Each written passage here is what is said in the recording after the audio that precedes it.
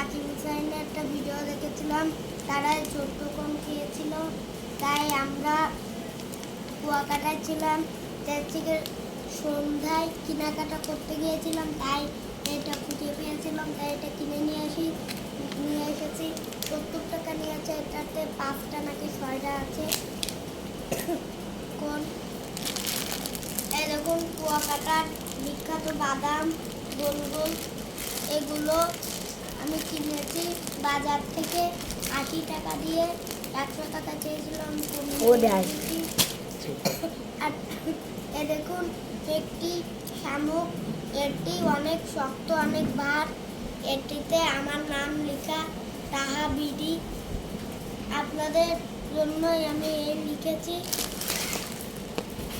এবার দেখুন দুটো সাঁতার কাটাই, এই দুটো আমরা কিনেছি।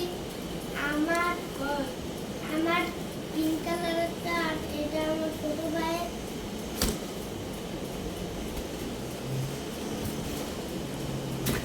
আজকের ভিডিওটা এই পর্যন্ত।